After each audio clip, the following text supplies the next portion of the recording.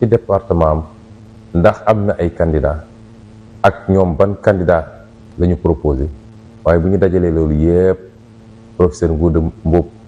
ak haute autorité de régulation du parti ak ñi muy liggéeyal bi ñu dajalee loolu lépp li mu firndeel mooy kàddu gi benn la mooy parti bi benn candidat la tabb mooy Ousmane Sonko. ñu ciy gërëm it waa parti bi ndax dañoo nekk ak suñuy nawle gënuñu leen ëpp ñu leen jàng ëpp ñu leen xam-xam du alal guñ leen ëppale kon bu loolu yëpp dajee ñu jël seen kóolute jëmale ko ci ñun dañuy gërëm dellu sant yàlla d'abord gërëm leen yéen ñii ci seen confiance waaye wax leen ni seen kóolute boobu ilaa yow mi diin bu soobee ki bind du kenn koo xam ne dina toog ba matt baaram wiccax ne am naa lu ma ci regretté muy ci biir parti bi muy fi ñu dëgmal mooy bu ñu yàlla dénkee réew mi du kenn koo xam ne dina toog ba mën cee am déception bu loolu weesoo nag mbokk yi aaye bii nga xam ne gouverneur tere na ko suñu manifestation bi dafa dugg rek ci jaay doole gi nga xam ne ki ñu dénk réew mi moo ngi koy jëflante ak ñun depuis ay ati at te Sénégal yëpp teg ci seen bët ndax investiture boo xam ne ab stade la ñu dem jëli stade boo xam ne dafa tëju nga ne trouble à l'ordre public xam nga ne da ngay caaxaan investiture boo xam ne semaine bu nekk suñuy nawle ci politique def seen investiture weekend bee ñu jóge rek samedi am na ko def investiture dimanche am na ko def investiture kenn terew ko ñoom ñii bu ñu tàbbee seen candidature ba noppi dañuy dem defi seen investiture lan moo waral tey ñu ne Pastef du def investiture te ku am dégg-dégg ba lire communiqué gouverneur bi li mu wax ëpp na loolu de gouverneur dafa ne Pastef dootu fi def activité fii ci Sénégal te gouverneur dañ koy bindal rek ne ko signer mu signer ndax gouverneur u Ndakaaru Alhassane Sall xam naa ko bu baax maag moom ñoo bokk promotion ENAM ñoo def ñaari at xam naa lu mu sañ ak lu mu sañut xam naa lu mu mën ak lu mu mënut xam naa ban façon nit la waaye bu ñu nee gouverneur dégg leen président de la république nga xam ne tey ayam jeex na mu war a dem bàyyi ñu ci jàmm nga xam ni tey président parti politique la comme ni ma ko doone li ko firndeel fan yii yëpp li gën a fës ci li ngeen dégg ci moom politique la jëm waaye du mbirum réew mi suba ba ngoon jot ma ngay dajale palais ay militangam nga xam ne suñu palais de la république la te lii firnde ni lii moo ko digle dem ba palais de la république dajale ay militants am waxuñu fa li jëm ci réew mi waxuñu fa li jëm ci état lu dul mu nekk foofu naan Ousmane Sonko warul def investiture mu mel ni moom mooy conseil constitutionnel warul nekk candidat te loolu dinaa ci dellu si waat kon provocation weesuwut lii muy énième provocation nag te dinaa ci dellu si gouverneur li mu wax te sos te tàmm nañ ñu sosal justice daf ñuy sosal gouverneur daf ñuy sosal préfet daf ñuy sosal ndax li gouverneur wax ci communiqué bi moom rek a ko dégg ci Sénégal ba mu daj naam wax naa ci sama interview France 24 te dinaa ko feddaliwaat tey ne bu dee Macky Sall dogg na ni day tere suñu candidature élection imma du am ci Sénégal wala suy am dina am ci jafe-jafe joo xam ne àdduna yëpp na ci teg bëtam loolu ñun ñoo ko wax loolu ban rapport lu am ak cérémonie d'investiture bu ñuy def tey jii kon loolu tappale la ñuy essayer ruumandaat ci suuf nag mooy gëmloo àdduna bi yëpp nit ñi ay terroriste lañ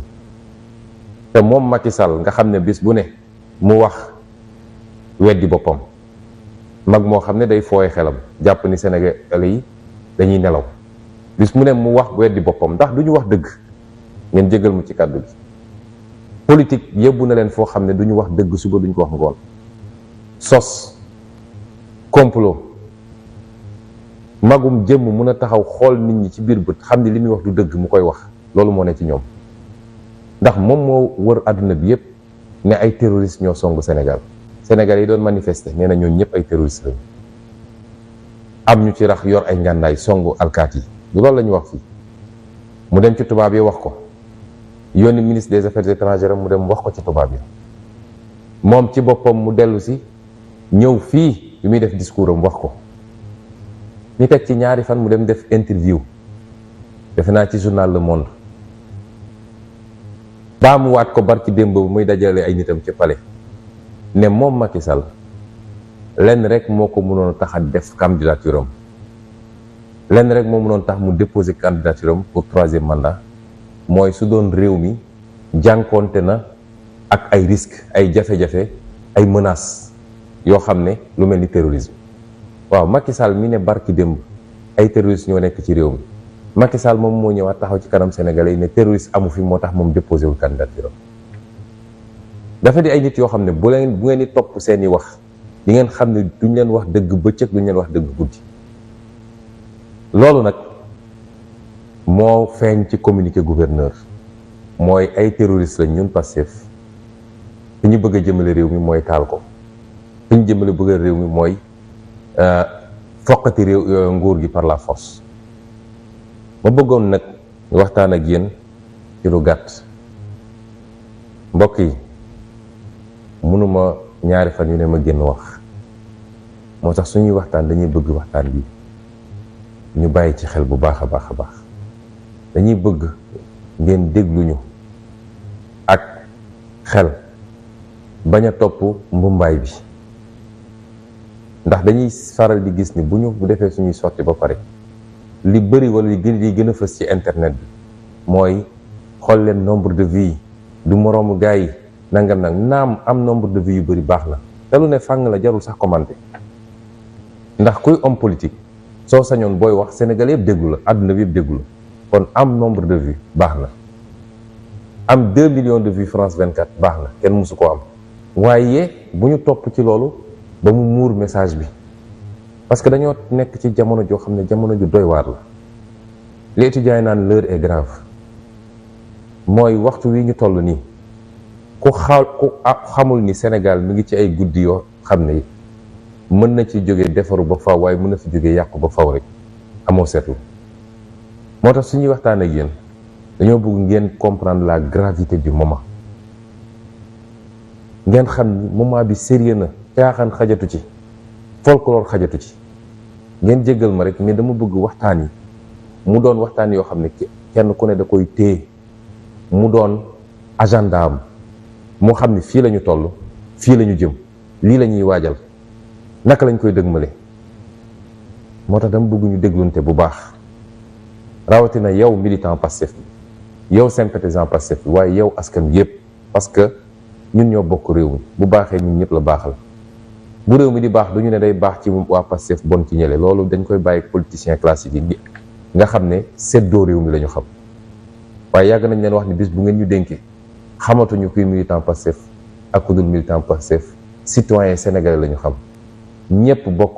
yem ci réew mi ku nekk sa mérite moo lay jox li nga war a am waaye ku nekk réew mi dina la garantir un minimum boo xam ne war nga koo mën a am ci sa réew kon ñëpp laa waxal nañu déglante waxtu wi ñu toll du waxtu caaxaan te Macky Sall ci caaxaan la ne ndax jàpp na ni dajale ay nit di def ay combinam toog tëju palais di def ay combinam jënd ay juge ak ay procureur corrompre leen di leen defloo fexe ba mobiliser armée police ak gendarmerie ne leen ku yëngu dóor leen foog na ne loolu mooy sottil ay plan am waaye jum na ñaan ñu déglunte bu baax ci li may wax ni ba ci njëkk mooy dama bëgg kenn ku nekk ci ñun mu jàpp li may wax nii mooy Macky Sall bàyyiwul delluwul gannaaw fa mu newoon tey la fa gën a nekk mooy nu may def ba Pastef ma tàqali bopp bi ak yaram ji te ku xool communiqué gouverneur di nga xam ne la ñuy waajal doon ko waajal bu yàgg te ñemeeguñ ko def mooy mu nu ñuy def ba tas parti Pastef loolu moo waral jàpp yu bëri yi Pastef rek nekkul parti ci Sénégal 700 personnes nga jàpp ko ci kaso yi ci kii bind na ci Facebook kii jàpp nañ ko ci manifestation loolu rek moo ko waral loolu moo waral acharnement bi muy def ci Ousmane Sonko bu dee nelaw nañu nag ba jàpp ni parce que Macky Sall annoncé na ni dootul candidat wax ji jeex na tey la combat bi commencé bis bu ne ma ne leen kenn ku ne li nga mës a def ci xeex jàppal ni defe woon dara da nga doon entraînement waaye musoo xeex, tey la xeex bi di commencer. Macky Sall dafa di nit koo xam ne dafa sëfoon boppam lu mu àttanut te ba tey di mi ngi sëf boppam lu mu àttanut. su ma koy joxe ci misaal dafa mel ni koo xam ne dafa dugg fenn fekk fa ay alal gu bari, lii përëm la, lii urus la, lii jamaa la. ki xërëm yorul oto, yorul fas, yorul dara, da ko war a yenu. ci xërëm mu yenu përëm bi, urus bi ak jamaa gi lépp mu yenu ne day yóbbu. mu génne ba ci biti gis ni àttanul mbir mi, mu xam ni pour mu dem il faut mu am lu mu yenni. waaw kooku su yenni la lay njëkk a yenni, day seet liñ gën a ñàkk valeur ci moom mu yenni ko. moo tax bi lay yebbi, lay njëkk a yebbi. përëm boobu nag moo ne woon 3e candidature bi, moom la Macky Sall yebbi. desoon mu ne léegi naa doxaat tuuti, bu dee àttanuma mbir yi suy yebbiwaat la lay yebbi, wurus bi lay yebbi, parce que jamaa gi ëpp valeur ci moom. su ma koy delloo si suñu situation bi, Macky Sall dafa amoon problème 3e candidature, am problème mu candidature Ousmane Sonko. li ko gën a yitteel mooy Ousmane Sonko bañ a nekk candidat. moo tax përëm bi muy 3e candidature moom wàcc na ko, waaye loolu yëpp c'est pour mun a gën a concentré wu ci li nga xam ne moom jamaa la ci moom. moo tax lii lépp mu ci rey boppam. li waral lii yàgg naa ko wax, mooy nit a ngi nii goo xam ne dafa dajale ay mbir yoo xam ne ku mu daje ci moom rek dina la yàq soo moytul sa bopp. ba ci njëkk mooy mbañeel googu mooy jur coxor. googu mu am ci ñun jàpp ni ñoo ko yàqal lépp, ndax bi mu demee ba jàpp ni noot na ñëpp, tënk na ñëpp. ndax bari na saay moroom yoo xam ne bi mu tollee ci faagagal leen def na ko te dara yënguwul ci réew mi. ñi mu fàdd leen, ñi mu tëj leen kaso, ñi mu génne leen réew mi. yàlla def bi mu yegsee ci ñun, yow askan wi nga taxaw ne ko duma la seetaan. loolu moo yàq lépp ba ci 3e candidature bi.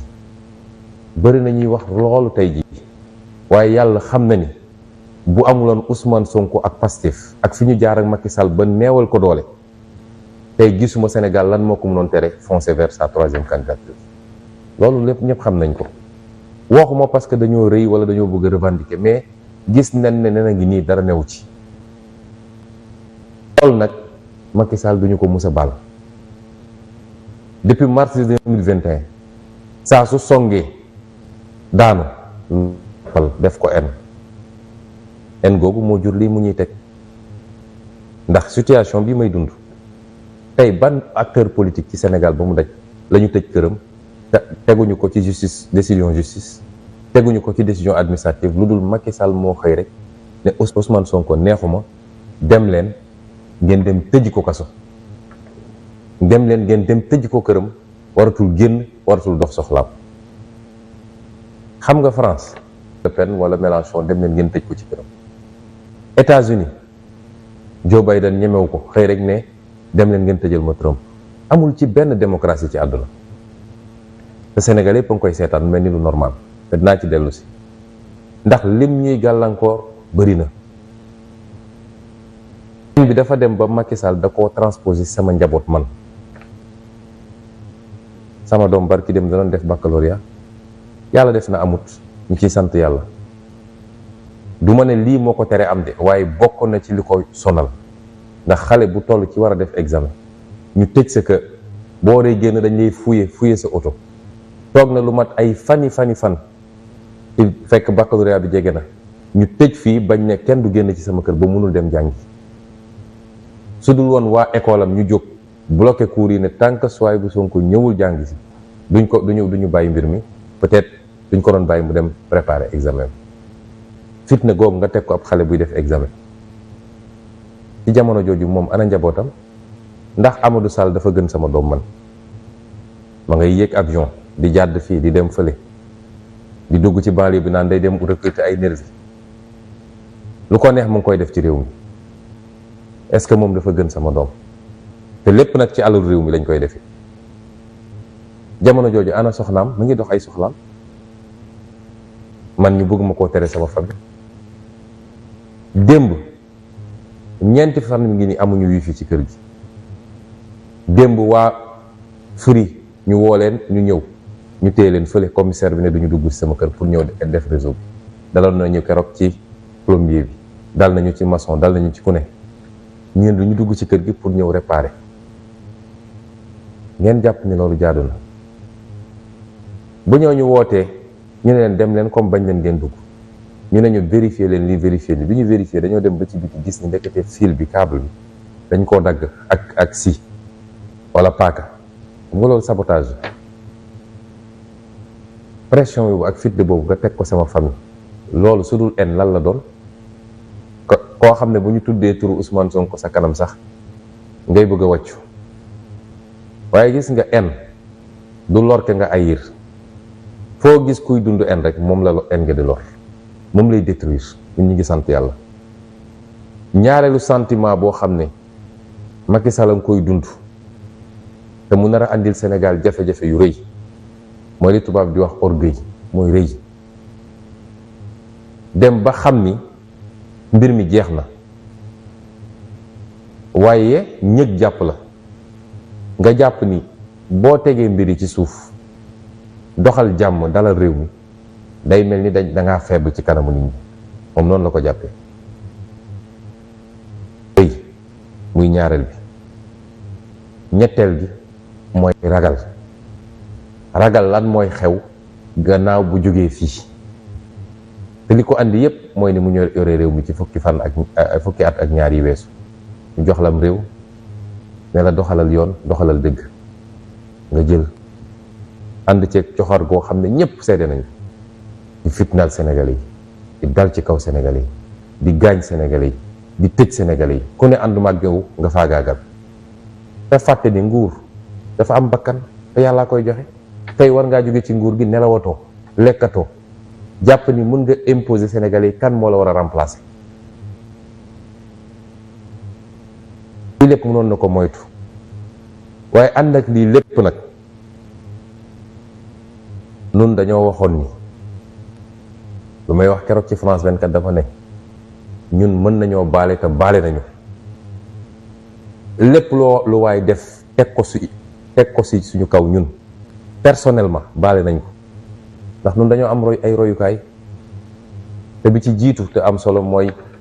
yonent bi nga xam ne moom la ñu gëm ñun. nit def na ko lu ne, nit fay na nit pour ñu rey najaayam di Hamza, xotti dënn bi, génne xëtër bi, jox ko mu koy yëy nii moom mu teg ci bëtam. loolu lan moo ko gën a métti? te keroog bi mu gañee ba ubbi Makka dafa ne baal naa kooku ak jabaram. Abu Sufyaan ak Hindi baal naa leen. waaye yemuma ci baal leen sax, waaye ku dugg seen kër sax làqu fa jéggal nañ la. parce que dafa am fu nit di toll ci histoire da ngay def preuve de dépassement. bu xeex jotee ñu bëgg ñoo faagaagal, kenn dàq ñoo xeex. waaye bu ñu yàlla dénkoon réew mi, Sénégalais yi am na leneen lu ñuy xaar ci ñun lu dul ay fayante. mooy naka la ñuy def ba seeni problème yi ñuy dund ci paj mi, ci xëyu ndaw ñi, ci coono jigéen ñi, ci njàng mi, ci tali yi, ci courant bi, ci dund gu seer gi, ci xale yi jël gaal di dem. naka la ñuy def ba ut ay pexe ci loolu la Sénégalais yi di xaar ci ku ñu fal. erreur yi mu def moom ñun duñ ko def. mooy ñu fal la bi nga toogee premier mandat, salaamaaleykum waaleykum salaam, yaa ngi xalaat troisième mandat, ba tax nga ne ku yëngatu rek ma faagaagal. ñun duñu def erreur yooyu. kon baale nañu. bu ko neexee mu gëm, bu ko neexee mu bañ a gëm. ndax ñoom li ñuy def ñoom seeni politiciens classiques yooyu di naxanteeg ñu naan naxal ba jekku, bu ko defee nga def lii les promesses n'engagent que ceux qui croient. ñun duñu xeetu nit kooku. ñun jombale nañ suñu bopp wax loo xam ne Sénégal yëpp dégg nañu, àdduna yëpp dégg nañu, ñu ñëwaat di def safaan wa. amul lu ko jar ci àdduna. waaye baale googu dañ ko tënkoon ci app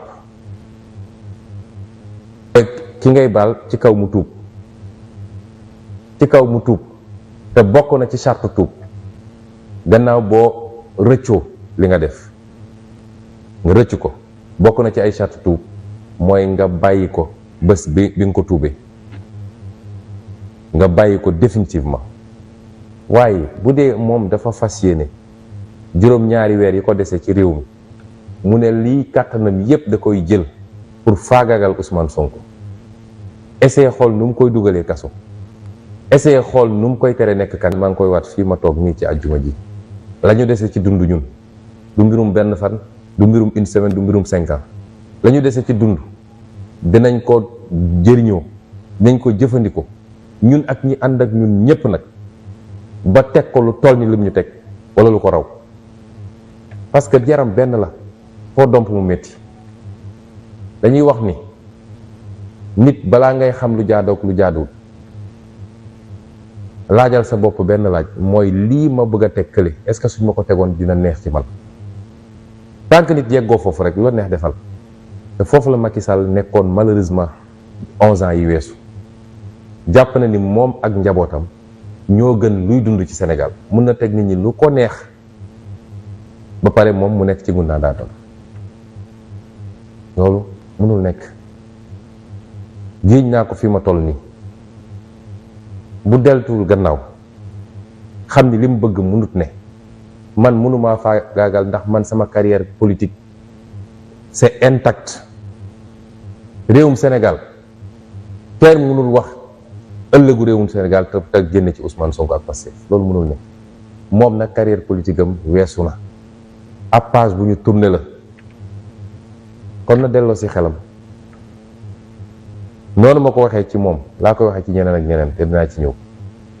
dama leen ne Macky Sall bàyyiwul, liy firnde ni bàyyiwul. gis ngeen nomination yi mu def barki démb ci magistrature. Cissé Fall mi nga xam ne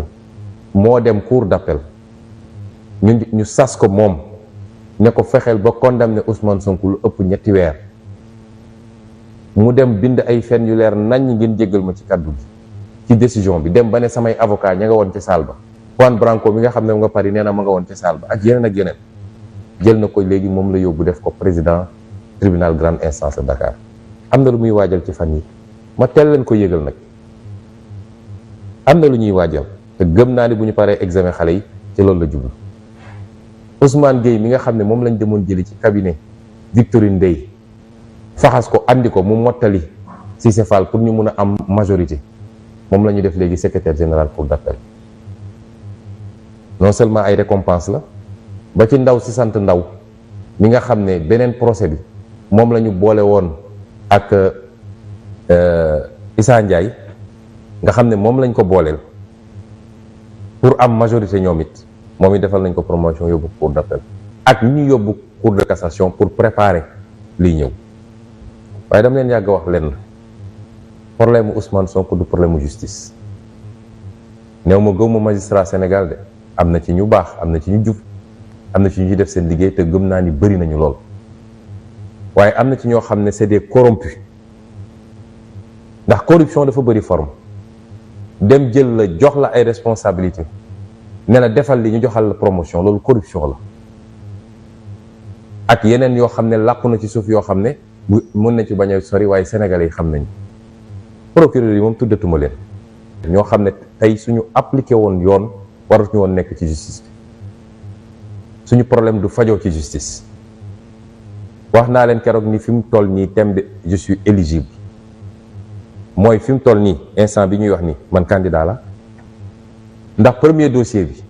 donte corrompre nañu ay juge ba ñu wax li ñu wax, samay avocat nee nañ dañuy dem cour de cassation, ma bàyyi la ñuy def seen liggéey. def nañu seen mémoire boo xam ne 128 pages wala 130 pages. bañ ko def pare dama jël ay samay naataango yoo xam ne ay magistrat nañ, mën leen xool leen. bañ ko xoolee pare dañ ne gisuñu fan la cour de cassation mën a jaar ba du kase lii, ndax ay vices de procédure yi ci nekk, waxuma la sax leneen lu ñuy tudd. waaye yéen xam ngeen li xew ci justice. cour de cassation bi ñu commencé ñoom ba léegi da ngay am dossier béton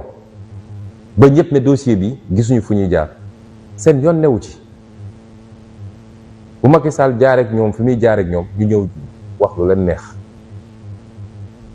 waaye candidat laa ci dossier boobu ba tey ndax dossier bi jeexagul. boo demee ci premier dossier bi booboo gën a neexati ndax nee nañ dañoo condamné par contumace. Contumace nag mooy saa su ma jógee man ne leen maa ngi nii jugement boobu anéantir na, jeex na, ñoom bu ñëwoon jël si ma tey jugement boobu anéantir na. waaye nag li ñuy waajal dama bëgg ñun ñu préparer ko, moo tax ma wax ak yéen ci anam googu. dara wa ñoo bett. bu dee Macky Sall démb ak barki démb bi nga xam ne moo yoroon nguur gi téye ko ci loxoom la ñu mënaluloon dara, du Macky Sall tey jii nga xam ne ayam jeex na, fi mu bokk ci boppam sax muy ñi mu ànd ak mënatul am kilifteef ci ñoom. du Macky Sall boobu moo ñuy mën a xoqatal ñoom. waaye nañu fagaru rek waajal. moo tax nag ma bëgg leen teel a artu ne leen, wala ma teel leen sensibiliser yéen ne leen am na nag piège yoo xam ñu ngi ciy tàbbal te ñu ngi seetaan. loolu mooy yan piège?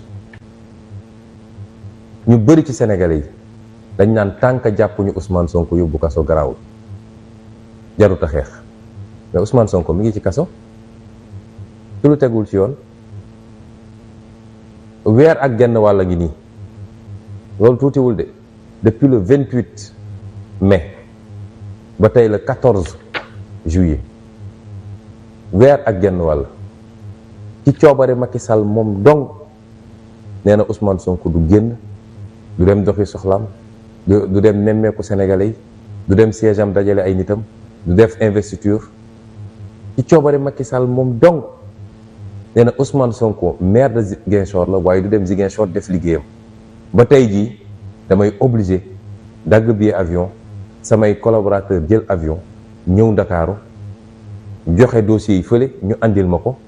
ma mën a signé, ñu génnewaat ñu jëlaat seen avion dem Ziguinchor. ci coobare Macky Sall moom dong. waaw lii sudul kaso lan mooy kaso? mu am nag sénégalais yu jàpp ni defe naa loolu lu normal la. loolu ba kañ lay durer? est-ce que dañ ko war a nangu? parce que nag benn ci suñuy problème ñun mooy depuis bi ñu commencé jàmmarloog Macky Sall ba léegi dañoo nekk ci position défensive. mooy dañuy toog ba Macky Sall songuñu ñu ne jàpp na Ousmane wala de jël nañ décision justice bi ñu génn. il faut léegi ñu nekk ci position offensive. loolu nag il faut que mentalité yi avancé. il faut que ñu xam ni buñ ñuy teg yenn yi ñu koy nangu mooy jox Macky Sall fit mu gën a mun a teg ay jéego. ba kañ lañuy nangu loolu? Ousmane Sonko nit la, di citoyen, di père de famille, di maire, di chef de parti, di candidat à une élection présidentielle. kon loolu premier piège. bu dee dañuy toog rek naan dañuy xaar ba ñu jàpp ko, mën nañ ne duñ ko jàpp, waaye nañ ko tëj ci beneen façon. ba kañ? ñaareel piège bi nga xam ne il faut ñu génn ci mooy ñu bëri dañ naan soo seetee Sénégal wax ji benn la, Sonko day nekk candidat. ñenn ñi jàpp nañ ni tant que néew ñu Sonko du candidat waruñoo yëngatu. loolu conseil constitutionnel rek moo ko mën a wax, te janvier la koy wax. janvier la koy wax. kon est-ce que dañuy toog fii ak janvier di seetaan ñoom ñu continuer seen i pexe? fi mu ne nii ña nga ci seen i pexe diggante Antoine Diome ak Ismaïla Madior Fall ak seen i procureur pour jaar ci ay yoon yoo xam ne kenn du ko yëg pour génne sama tur ci liste électorale bi. est-ce que xam ngeen loolu? moo tax xeex bi tey lañ koy xeex te nañ ko ñeme benn yoon. parce que nag li ñu daj ba egsi fii suñu toogee nag di sàggan ba bàyyi Macky Sall mu def lu ko neex, nañu xam ni war nañu suñu bopp, war nañu réew mi, war nañu àdduna bi, waaye war nañu surtout Sénégal yi nga xam ne gëmoon nañu projet bi ba dem xeex ba ñu faat leen ci. ñii gaañ nañu ci gaañ yu métti, ñii ñu nga ca kaso ba. dama ne amul luñ fi war a ragal te gaaral naa leen, garantir naa leen ni fii amul lu fi nit di ragal. ndax xeex bi ñu mujjee xeex métti woon na trop de diggante le 1er ba le 5 juin waaye ndam giñ ci am moo andi lii lépp. est-ce que xam ngeen ni seen xeex boobu moo tax Macky Sall génn ci 3e candidature bi xam ngeen ko est-ce que xam ngeen loolu kon xeex gi neenut dañ ko war a mottali rek. est-ce que xam ngeen ni xeex googu ñu xeex moo tax tey milice dootu leen ko gis Sénégal ay nervi yuy génn yekk ci ay pick-up di tiire dootu leen ko gis ñoom ñëpp daw nañu ñi nga Gambie ñi nga Guinée Bissau am na ci ñoo xam ne jokkoo nañoo ak ñun enregistrement yi ñu ngi ko téye wax nañu mbir mi yëpp nu mu doxee fan lañ ko préparé ñan ñoo sumb mbir mi parce que dañ leen laaj ne leen delloo leen seen arme ñu ne delloowuñ suñu arme parce que lii mooy suñu sécurité daal di daw génn ci réew mi. am na kenn kuñ ci jàppoon waaye bi ci journaliste Pape Alé Niang junjee ci ëllëg sa la ñu xëy bàyyi ko kon milice dootu fi am alkaati yii di police di gendarmerie doore ko ci Moussa Fall ak Bokar Yàgg ba ci suuf kenn dootu ci fi am sañ-sañu fii Sénégal joxe ordre alkaati yi ne leen dem leen tiire ci Sénégal yi dañ def seen liggéey nag maintien de l'ordre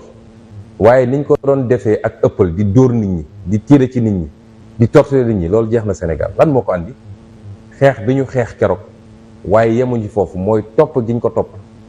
ba tey dem nañu déposer CPI tey dem nañu déposer France barki démb rek Juan Branco mu ngi ma woo yónnee ma ay documents juge d'instruction premier cabinet tribunal de grande instance wu Paris moo ñu ko jox ne jot na suñu plainte ne ñu nag mottali leen ma telle information la soxla ak telle information pour ñu mën a commencer instruction bi yooyu noonu xeex bi ñu xeex diggante le 1er ak le 5 ak ni ñu toppee dossier bi fa ñu war a dem teg suñu tànk yëpp ñu teg ko ba communauté internationale bi yëpp réclamer ko moom ay compte presse étrangère bi yëpp def ci ay reportage ba wane ni moom moo yor ay nervi ñu jaxasoo police loolu moo andi li kon gàcce ngàllama yéen gàcce ngàllama yéen wane ngeen ni fa suñuy maam ne woon ñoom Lat Joor ñoom Aline Sitoé ñoom Albouri ñoom Cheikh Amadou Bamba ñoom Alaaji Malick ñoom Mame Baye Niass ñoom Mame Limamou Laye fa ñu ne woon ci taxaw ak résister fa suñu jigéen ñi ne woon jigéenu ndeer waalo waalo yi wane ngeen ni loolu mi ngi suñu deret ñun jógewu fi wane ngeen ni politiciens yi li ñu bëggoon gëmloo nit ñi ni Sénégal yi gëmul dara Sénégal yi ñemewul lu métti loolu surtout yéen jeunesse bi wane ngeen ni loolu newu fi moo tax énergie boobu warul jaas énergie boobu la ñu yaakaare ni à partir de 2023 à partir de 2024 énergie boobu la ñuy transformer ci mu doon énergie buy tabax réew mi dootul doon énergie buy génn di xeex de waaye énergie buy tabax réew mi la dans un engagement patriotique et citoyen est-ce que nañ nangu loolu ñu yàqal ñu ko kon bu leen déglu ñi nga xam ne dañoo bokk ci système bi seen ceeb di tooy ñi naan jàmm nii jàmm ne le jàmm dañ koy liggéey dañ koy dox te dañ koy liggéey ni ñu koy doxee mooy ki yor yatam di dóore ki nga xam ne mooy tooñ ngeen jàpp loxoom ne ko sëñ bi arrêté la ku ko ñemewul wax nag bëgg ñoo joxoñ ñun duñ ko nangu kon nañu gën a takk suñu ndigg te xam ni Macky Sall bàyyeegul nañu jàkkaarloog moom jàmmaarloog moom yeggali liggéey bi wax nag ni tere nañu événement yi naam ñu bari ñi ngi xaar ñu génn xeex di ngeen am gàcce danañu xeex de waaye bii moom li ma ñaan waa parti bi ñaan ko sympathisants yi ñaan ko képp kuy sénégalais boo xam ne bëgg nga démocratie bëgg nga dëgg sax ci réew mi bañ nga tooñ ak jaay doole li ma leen ñaan mooy nañu cérémonie investiture am nañu tout notre temps pour def ko te bu soobee yàlla nañ ko def waaye li ñu bëgg a woon Sénégal yëpp mooy fitna gi toujours ci benn côté lay jóge suñ ko toppoon suba fitna am ci réew mi ndax li naroon tuuru ci ndakaaru fii ak li nga xam ne ci ndakaaru lañ leen di faj kenn attanu ko te mun nañ ko maintenir génn xeex ak ñoom waaye ñaan naa Sénégalais yi nañu bàyyi daal di jàpp beneen date pour def suñu investiture ñu ko candidat yëpp di defee parce que du Macky Sall moom moo naan Ousmane Sonko candidat la wala du candidat. dinañu matal suñu dossier yëpp def suñu parrainage yëpp ba dem déposer conseil constitutionnel ba xam nag conseil constitutionnel dina ne candidat la ñu wala duñu candidat. kon am nañu droit def suñu investiture te dinañ ko def waaye pour journée suba bi muy samedi 15 juillet dinañ ko tëbal ba beneen. taxul ñu bàyyi nag may ñaan sénégalais yépp nag dama leen ko ñaan mag ak ndaw góor ak jigéen ak ku munti doon ci Sénégal maa ngi leen di ñaan dañ ko remplacer lii ma wax nii mu doon message boo xam ne sénégalais bu bëgg jàmm rek na ko def parce que nag li ñuy def nii dañuy dànkaafu dañuy anticiper ngir bañ rek sa réew mi dem ci fitna te loolu war na doon yitte sénégalais bu ne ma bëgg nag sénégalais bu ne lii may ñaan na ko sénégalais bu ne def muy message boo xam ne dañ koy yónnee Macky Sall sénégalais yi ne ko d'accorduñu ak ni ngay def d'accorduñu ak lii ngay ruumanaat waaye d'accorduñu ak jaay doole bii nga nekkee. ñu ne woon dañuy génn manifester am na sénégalais boo xam ne mënu koo def waaye li may wax ñëpp mën nañ koo def ba ci njëkk mooy ëllëg samedi ci guddi ñaan naa sénégalais bu ne ñu def li ñuy wax concert de casserole def nañ ko defaat ko waaye dama bëgg bii nii dañu mës a def yëpp réussite la alhamdulilah macha allah waaye dama bëgg bii bu dee yële fukk lañ ci amoon bii dama bëgg ñu am ci juróom fukk dama bëgg ñu ful ko ba àdduna yëpp parce que buñ ko defee àdduna yëpp dafa tiim Sénégal fi mu toll nii télévision tubaab yi dinañ ko wone télévision arabe yi dinañ ko wone télévision asiatique yi dinañ ko wone fii Sénégal ñëpp dinañ ko couvrir mu doon message bu am doole boo xam ne message pacifique la grenade tàkkul xeer sànniwuñu ko waaye message bu rëy la ñuy délivrer pour Sénégal yëpp wax ni Macky Sall lenn rek lañ la ñaan deseluñu la dara jox nañ la ñaari mandat def nga fi lu ne ñu baal la dañoo bëgg nga dem ci jàmm bàyyi réew mi ci jàmm dañoo bëgg nga bañ fee yee ay fitna dañoo bëgg jaay doole gi jeex dañoo bëgg tànn candidat yi jeex ndax du yow yaa ko war a tànn ñun sénégalais ñoo ko war a tànn loolu sénégalais bu ne mën na ko taxaw sa balcon wala sa terrasse wala sa buntu kër wala sa ëtt jël sa casserole jël sa ndab daal di tëgg pendant 30 minutes diggante 20h30 ba 21h loolu la ñu ñaan sénégalais yi kenn defalu ko Ousmane Sonko ñun suñu bopp lañ koy defal message de paix la bataaxal la boo xam ne ñu ngi koy envoyé Macky Sall ak ay ñonam pour wax leen ni jàmm la ñu bëgg bu leen fi yee fitna yow mi yor sa taxi wala sa camion wala sa kaar Njaga Njaay wala sa super yow mi yor sa jakarta mën ngaa def sa klaxon yow mi mën a sànni sa pétard sax sànni ko waaye àdduna bi yëpp dégg Sénégal ni sénégalais yi jàmm la ñu woo Macky Sall jàmm la ñu bëgg mu doxal te dañu bëgg mu bàyyi fitna bi mbirum concert casserole nag déggoon nañ fi lu ne may ñaan sénégalais yi ñu bañ a déglu waxkat yi nga xam ne lu xew ñu jóg ndax daaw bu ñu fexee concert casserole ñi dañ ne suñ defee concert casserole day nawet bi du baax defe naa nawet daaw bi ci nawet yi gën a naat yi ñu mus a am la taw na sax ba nit ñi naan ëpp na kon nañu bàyyi superstition yi gi demee noonu lii moyen la rek boo xam ne moyen de communication te jàpp naa ni gëm na yeneen moyen ndax ba léegi moo gën ñu ne génn nañu ba xeex nañ ay nit gaañu nañ ci lii lan moo raw lii ci bëgg jàmm bàyyi nañu loo xam ne mënoon na jur fitna tey ñu remplacer ko loo xam ne mën na communiquer te du jur fitna ma ciy woo sénégalais yépp muy benn ñaareel bi journée demain bi samedi ñaan naa sénégalais yépp ku nekk na nga jël lenn loo xam ne lu xonq la moo xam ab morceau boo takk sa loxo la wala simis boo sol la wala mbaxane la wala tubéy ak lu nit mën a am rek mais na kenn ku nekk am lenn lu xonq luy màndargal ni lii Macky Sall di def àndoo ci te jàmm la ñu bëgg ci réew mi. ñetteel bi mooy ci parti bi journée suba bi na doon journée brassard de la liberté, mooy lii ma takk nii nga xam ne parti bi da ko lancé woon muy safaanu brassard électronique bi nga xam ne bracelet électronique bi nga xam ne ñu ngi koy expérimenté ci Pastef kese nag dafa mel ni waa Pastef rek lañ koy takkal ci loo xam ne ci ay caaxaan la. ñu ne ñun am nañu bracelet boo xam ne mooy bracelet liberté, ñu defar ko Sénégal yi macha allah tabarakallah jib si parti bi fu nekk ñu koy laaj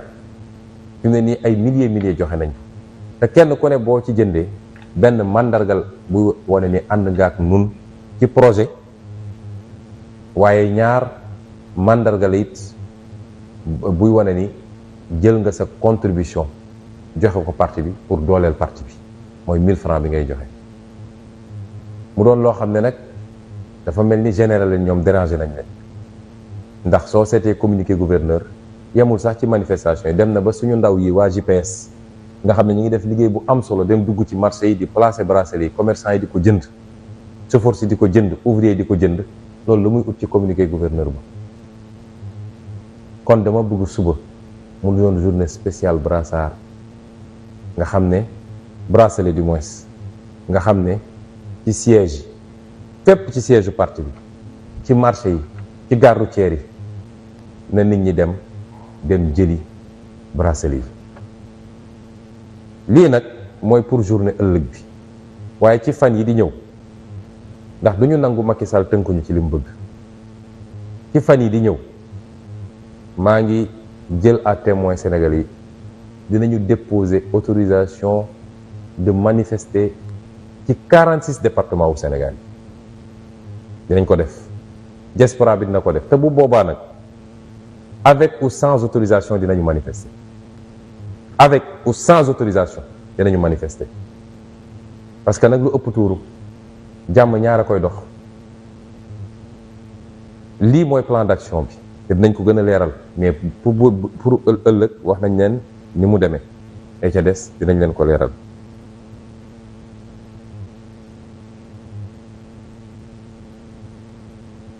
ma ñëw nag ak yéen ci fi may tëjee, mooy lancer appel woo Sénégalais yi, waaye dama ciy cibler ay composantes. ba ci njëkk mooy moom mii di Macky Sall, ñu koy woo mu delloo ci xelam, féexal xolam, génne en ji mu jàpp ak rëy gi mu nekk ci moom ak coxor gi, waaye ak tiitaange yi nga xam ne moom lay noyyee suba ak ngoon, jàpp ni bu jógee fii suba ñu tëj ko kaso. delloo ci xelam te xam ni juróom-ñaari weer yi di ñëw lu xew Sénégal responsabilité am te dina doon lu diis loolu ci moom, ndax dootuñu ko baal abadan. ñaareel bi nga xam ne bëgg naa ko lancer appel mooy ñi nga xam ne mooy policiers yi ak gendarme yi ak magistrat yi, dañu delloo ci seen xel. li fi xew doy na waar. nee nañu dem nañu ba déposer ay plainte ci bitim réew, te plainte yooyu ñu ngi koy instruire. nee naa li tax ñu dem déposer bitim réew mooy ñàkk kóolute ci suñu justice fii, ndax amatul.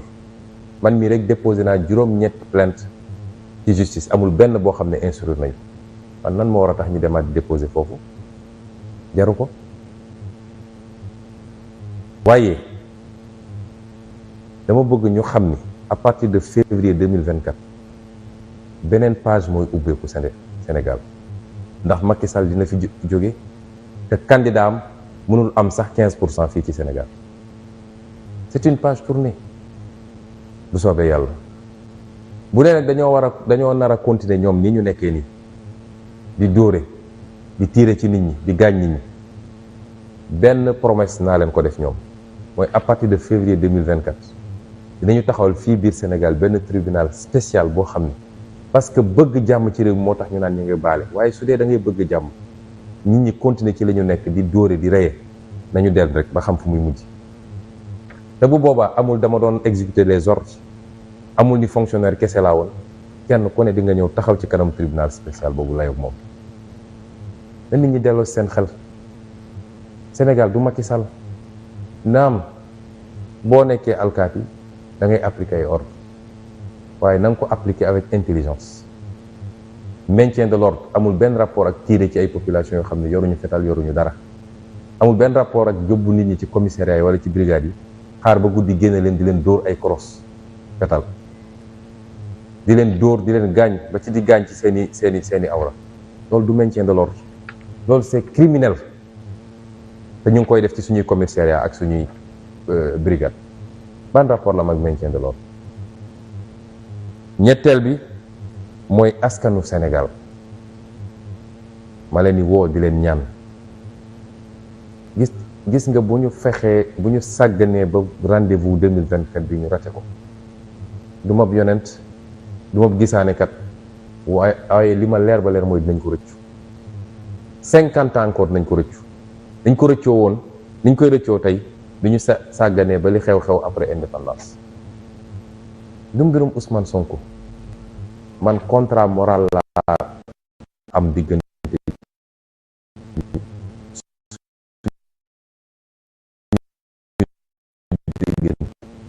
ñun ak askan borom